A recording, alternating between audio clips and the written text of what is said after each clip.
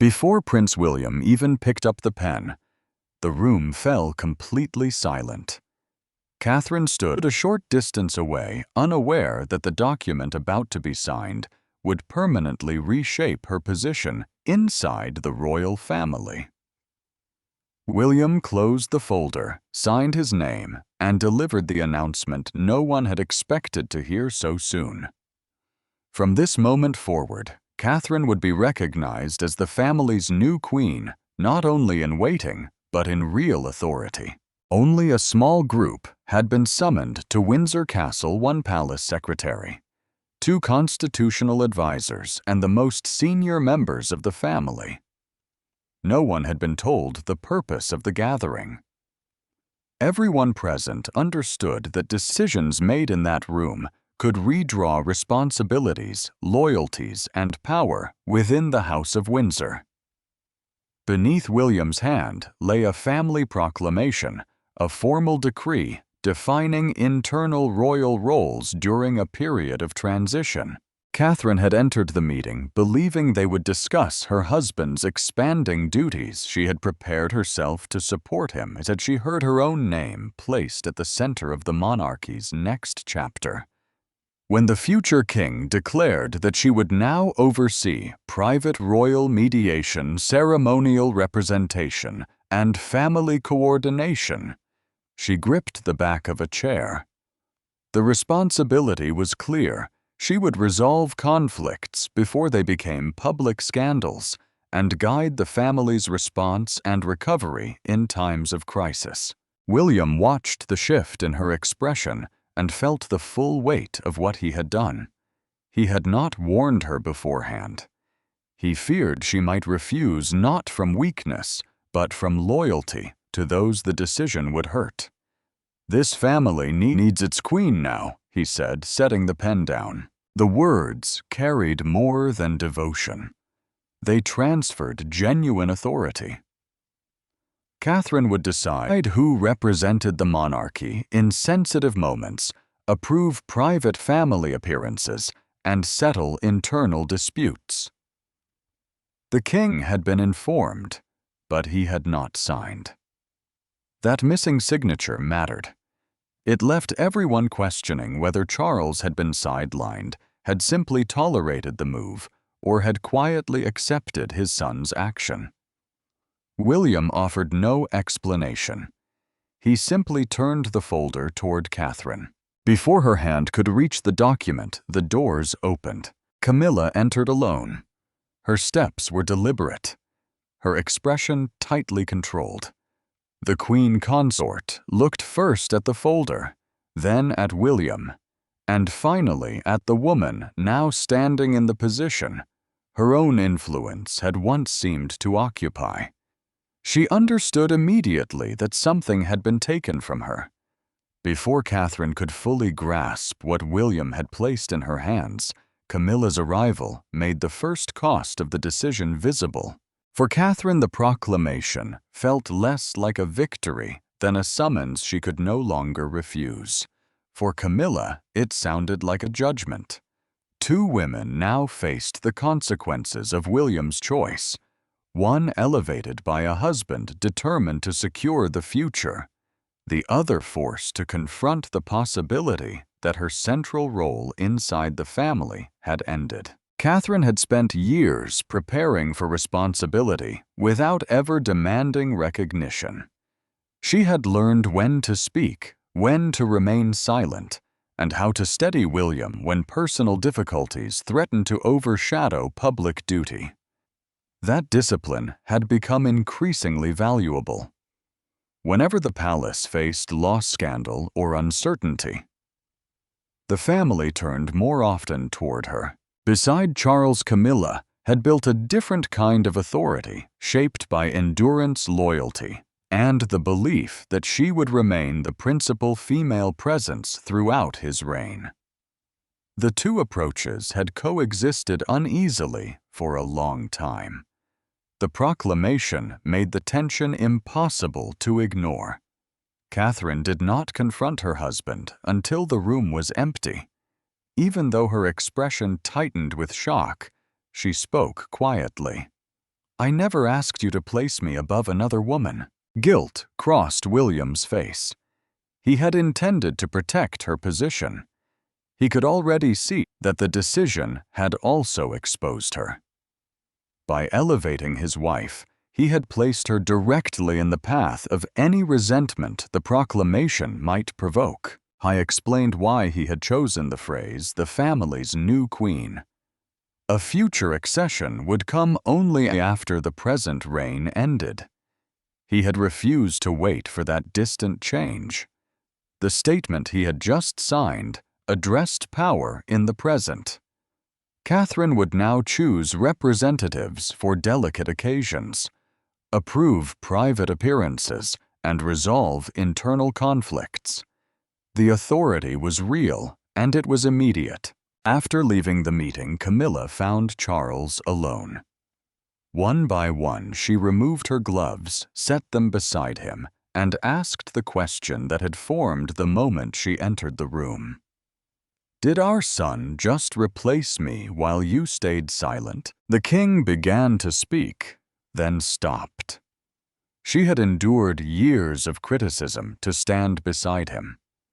His silence now suggested that even he believed her influence had reached its limit.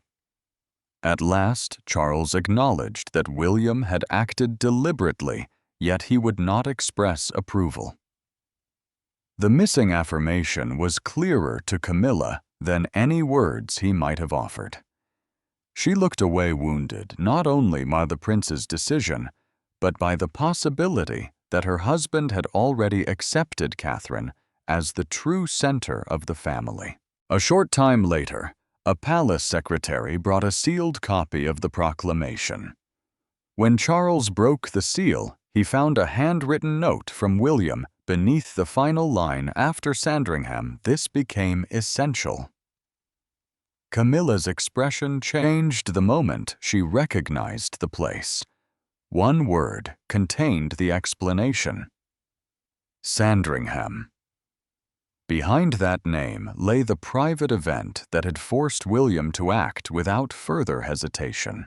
3 months earlier, a family ceremony at Sandringham had ended with a locked door, a postponed appearance, and a promise William would never forget. The public knew nothing of what occurred that afternoon. Inside the family, it became a turning point. The Sandringham gathering had been intended to project unity at a time of personal uncertainty when any public appearance risked revealing the divisions behind the royal facade. Charles had personally asked Catherine to deliver the family address, a ceremonial speech meant to express the household's shared direction. The request itself carried weight. It showed that the king trusted her voice and recognized the quiet authority she had earned. Minutes before the event, Camilla approached her. She dismissed the waiting assistant, closed the door, and informed Catherine that the address had been changed. Seniority, she said, had to be respected while Charles remained on the throne. Moving forward too quickly would create confusion. The words were spoken quietly. The message was unmistakable. No matter how much responsibility Catherine carried, her position could still be reduced without warning. Catherine did not argue. She folded the prepared pages, set them on a side table, and walked into the private corridor. William watched her leave and followed far enough to see how tightly she held her composure. She asked him not to make a public scene. She did not cry until she reached her rooms, and when the tears came, they were not for the lost speech. They were for the knowledge that Charles had allowed the humiliation to stand. As soon as the gathering ended, William confronted his father. In their private conversation, Charles admitted he had learned of the change too late and had never approved it. He declined to reverse it in front of the family for fear of embarrassing Camilla. That admission marked the point of no return. The future king now possessed clear evidence that palace peace was being preserved at Catherine's expense. William returned to the empty room in silence. He picked up the folded speech and noticed the deep crease left by his wife's hand. Its final sentence called for a monarchy in which service mattered more than status and duty more than rank. He read it again, then carried the pages away without saying goodbye. Before leaving Sandringham, he found Charles and made a single promise he would never again allow Catherine's role to be diminished in order to protect another person's pride. The king understood that his son was no longer requesting reform. He was preparing to enforce it. Only a direct confrontation with Charles could determine whether the proclamation would stand. When William faced his father, there were no advisors, no secretaries, and no carefully prepared statements. Neither man was shielded by ceremonial distance. Charles stood by the fireplace with the document. William remained near the closed door. Between them lay Catherine's future, Camilla's authority, and years of unspoken tension that now demanded explanation. Charles had summoned him as soon as the sealed copy arrived. He ordered that the conversation continue without aides and without recorded minutes. Nothing said would enter an official record. The decision itself signaled that the dispute had moved beyond institutional procedure into something more personal, a son who believed waiting had already caused too much harm, and a father who feared losing control. William entered knowing the proclamation could be read as a challenge to the reigning monarch. He recognized that constitutional authority still rested with the king. He would not retreat. He had watched Catherine hold the family together through public pressure and private strain, while being denied the formal authority needed to prevent others from overriding her. Charles tapped the document on the desk. "You have crowned your wife inside my reign." William did not step back. "I have recognized the woman who is already keeping this family together." He charged that his father had mistaken silence for stability, particularly at Sandringham, where Catherine had been forced to absorb humiliation so that Camilla would not be embarrassed. Charles warned that personal injury could not be allowed to reshape the monarchy. William answered that the decision had not been made in a single angry evening. It had been prepared weeks earlier under a family governance clause contained in a private succession assessment. A provision outlining how internal royal leadership might be structured during a transitional period. Charles himself had authorized that clause years before. William watched his father's anger begin to fade. Charles admitted he had always expected Catherine to rise within the family. He had seen the public's trust in her restraint and the way younger members of the household looked to her example. He had simply wanted the transition to be gradual so that Camilla would not feel publicly displaced. William reached into his folder and placed Catherine's undelivered Sandringham speech on the table. Charles turned the pages and read the address she had never been permitted to give. The closing lines spoke of duty taking precedence over rank and service mattering more than pride. He read them twice, then set the paper down. Resistance gave way to regret. He realized Catherine had never complained to him. Even after he allowed her to be humiliated, his silence had not preserved peace. It had only concealed the injury until William chose to use it. The confrontation also revealed that William's authority did not rest solely on emotion. It rested on instruments Charles had himself put in place. The proclamation had not been written against the monarchy. It had been constructed from within. A provision in the private succession framework gave the heir power to arrange the family's future leadership during periods of uncertainty. Charles had accepted that clause long before the crown passed to him, never imagining his son would invoke it so decisively. After the advisors left, the king remained alone with the knowledge that the ruling could not simply be ignored. The framework had been designed to protect the monarchy from confusion. It had also allowed the heir to prepare the next generation before the present reign ended. William had understood the distinction the document made between constitutional authority and internal family leadership. Charles retained full sovereignty. Catherine could still be recognized as the family's queen in private councils and future planning. The move did not remove the king.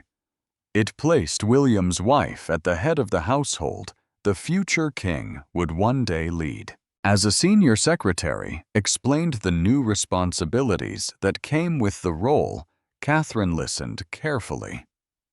She would set precedents for official representation, charitable guidance, and private counsels with younger members of the family. Before the explanation finished, she closed the legal folder. "Don't tell me what I can order," she said. "Tell me who will be hurt by this." The secretary paused. Camilla, he answered, would experience the change as rejection rather than careful preparation. Catherine already knew that legal authorization could settle a dispute on paper without healing the wound inside a family or a marriage. William had anticipated resistance. He had included a safeguard: no other member of the royal household could alter decisions affecting Catherine through verbal instructions or private pressure. Any challenge would require his written consent and documented reasons.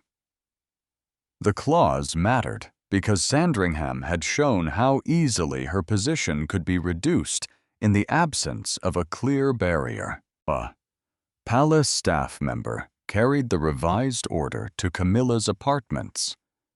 Alone, she opened the envelope and read the names in silence.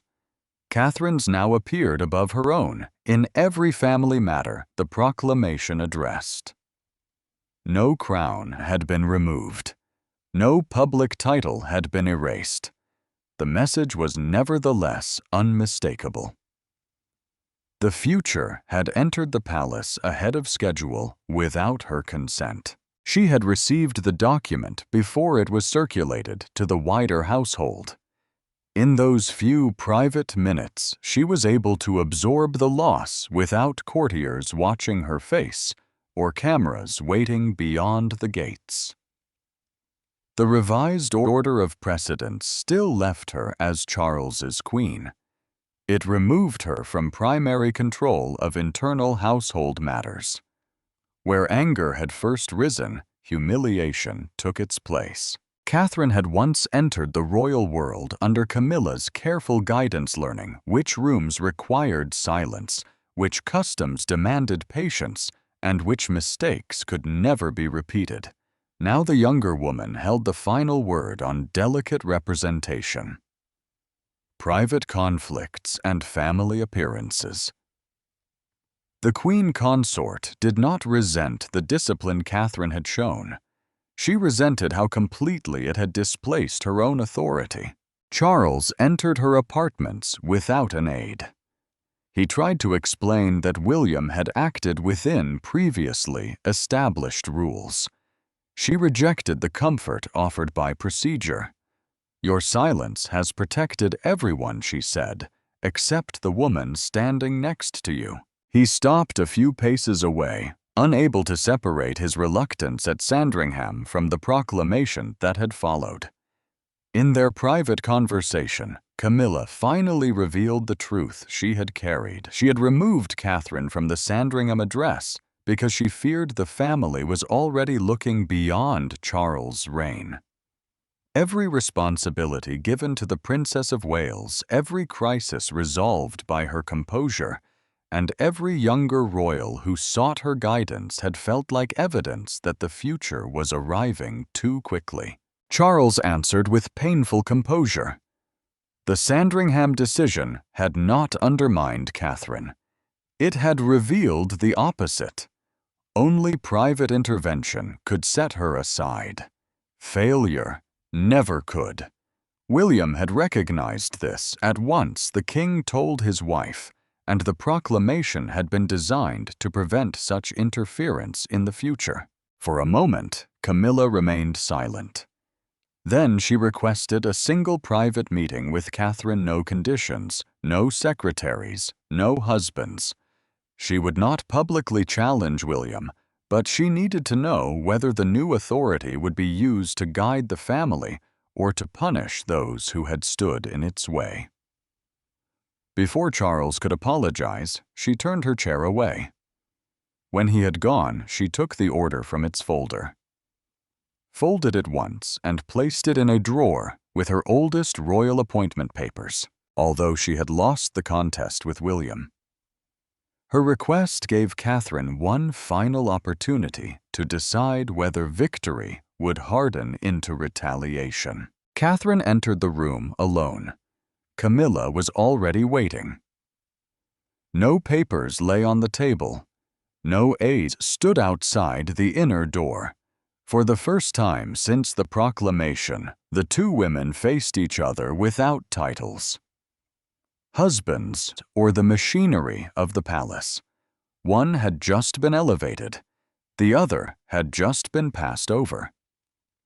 Neither could be certain whether the conversation would produce lasting division or a form of acceptance. William had been uneasy about the meeting. He feared Camilla might use emotion to persuade Catherine to surrender part of the authority he had secured. Catherine refused to begin her new role by avoiding a difficult truth. Senior family coordination. The private system that arranged appearances, resolved conflicts, and guided the household in crisis could shape schedules and loyalties. Whoever controlled it held real power. Camilla spoke first. She acknowledged Catherine's discipline and admitted that the family now turned to the younger woman whenever tension threatened to become scandal. She had seen it in private disputes at funeral services and in hospital corridors, where a calm word from Catherine carried more force than an official instruction. The admission did not make the loss easier. It made it unavoidable. Catherine answered with Sandringham. The reallocated speech had not only humiliated her, it had taught their children that discomfort could override duty. William had watched their mother prepare serve and then withdraw without protest because someone else feared what her success might signify. She could absorb personal injury. She would not accept a system that taught the next generation that silence mattered more than service. Camilla offered no justification. Through their recorded private account, she said fear had guided her. Watching Catherine rise, she had felt the family preparing to move beyond Charles' reign before it had ended. Every gesture of deference shown to the younger woman had seemed to push the Queen further into the past. Catherine refused to withdraw William's proclamation. Her voice remained composed, even as the decision stood firm. She promised, however, that she would never use the authority she now held to diminish Camilla's marriage to Charles. Power gained through suffering, she said, would be meaningless if it were used only to produce more of the same. Camilla reached into her bag, took out a private access card, and set it on the table. The card granted entry to the most sensitive planning sessions of the household and represented control over senior family coordination. "Do better with this power than I did with mine," she said, and slid it forward. Catherine paused for a moment before taking it. She accepted the pain without relinquishing the decision. When she returned to William, she assured him the proclamation would stand. The public announcement, however, must honor Charles and Camilla's place rather than celebrate their displacement. What had begun as a transfer of authority became, through Catherine's restraint, an act of measured continuity. Outside the palace walls, the meaning would be louder. By dawn, the proclamation was no longer a private family matter. Correspondents gathered outside Windsor. Broadcasters altered their schedules. Newspapers rushed special editions carrying Catherine's image on the front pages. The public saw more than a woman receiving new responsibility. They saw William's first decisive action as future king and a monarchy acknowledging that a new chapter had already begun. Shortly after sunrise, Buckingham Palace issued a statement. The language confirmed that Charles and Camilla remained secure in their sovereign roles, while recognizing Catherine as the principal female figure within the royal family. The distinction was deliberate. William had not overturned the present reign. He had allowed the future to stand beside it. Commentators quickly clarified what the formal wording left unspoken. Younger members of the family already turned to Catherine in moments of difficulty. Charities relied on her presence in uncertain times. When pressure became personal, William himself sought that steady influence. The proclamation had not created her authority. It had made that authority impossible to overlook or quietly reverse. Public reaction divided almost at once. Supporters praised her years of disciplined service and uncomplaining loyalty.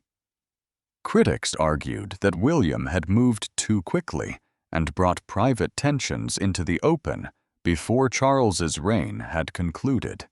The prince listened without regret. Beneath the celebration, however, Catherine heard a more complicated note. Every expression of public approval risked being read as a rejection of Camilla. Standing beside her husband as the coverage unfolded, she remembered the access card passed across the private table. She had promised the queen consort that authority would not be used as punishment.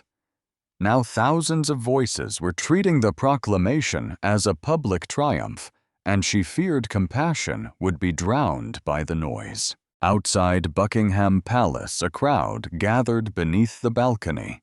Vendors held up special editions of the newspapers. One headline declared that William had chosen his queen and that Catherine now led the family. A veteran royal analyst described the moment live on air as the day the monarchy allowed the future to take the lead rather than wait for it. William understood that meaning could not be controlled by words alone. Knowing that a single gesture would determine whether the country saw unity or capitulation. He prepared to appear with Catherine, Charles, and Camilla. The four stepped forward together. Charles hesitated, moved slightly back, and quietly indicated that Catherine should come forward. Camilla remained beside him and gave a small nod. The younger woman paused at the threshold, then reached back for William's hand instead of advancing alone. With that single step, the public spectacle resolved into an image of continuity rather than rupture. The deeper meaning of the new arrangement would be settled only in the final private words between William and Catherine. When the palace doors closed and the crowd began to thin, Catherine removed the ceremonial pin from her coat and set it beside William's signed proclamation. Outside, the applause had crowned her. Inside the quiet room, she understood the heavier truth. William had not given her a prize. He had asked her to carry openly a burden she had already been bearing for years. While the family gathered privately, she remained by the table. No one came to reverse the decision. They came to decide how they would live with its consequences. The signed decree had already altered the internal distribution of authority. The question now was whether the change would heal the family's wounds or deepen them. Charles spoke first. By openly acknowledging Catherine's leading role and affirming William's authority, the king removed any possibility of a quiet reversal. He admitted that the family had spent too long preserving appearances while misunderstanding grew behind closed doors. His words did not erase Sandringham, but they finally allowed the truth a place in the room. William turned to his wife and apologized. He had acted before fully preparing her because he feared that if she were given time to weigh the personal cost, she might refuse. He had trusted her strength. By placing the responsibility in her hands before she could step away, he had also turned that strength into a weight she had not chosen. Catherine answered calmly. Without compassionate leadership, she said the proclamation would mean nothing. Her first duty would be to hold the family together, not to stand above it. He asked whether she regretted accepting it. "I regret what it cost us," she said, looking toward the folded Sandringham address. "I do not regret what it can preserve." Before the silence could settle, Camilla entered. For the first time, she acknowledged Catherine as the family's queen. Standing beside Charles, she spoke without the tone of surrender. The words sounded like recognition that the monarchy would now need to be carried forward by the next generation. The king remained at his wife's side. Together they faced the future rather than resisting it. Charles took the speech that had been suppressed and placed it in the official family archive, the permanent collection that holds the household's most significant documents. Words once denied a hearing would now form part of the moral foundation of Catherine's authority. William lowered his head in relief. His action had not removed any queen or ended any reign. It had ended the uncertainty that had divided the family and recognized the woman whose self-controlled loyalty and steady presence had already made her its emotional center. William signed the proclamation that elevated Catherine. She became the family's queen, not at the moment. The pen touched the paper, but in the quieter decision that followed to place the survival of the family above personal vindication duty, above victory, and continuity, above the satisfaction of having been wronged. The institution would continue. The public face would remain composed. Inside the private map of the House of Windsor, however, the lines of authority had been redrawn, and everyone who had been present understood that the old balance would not return.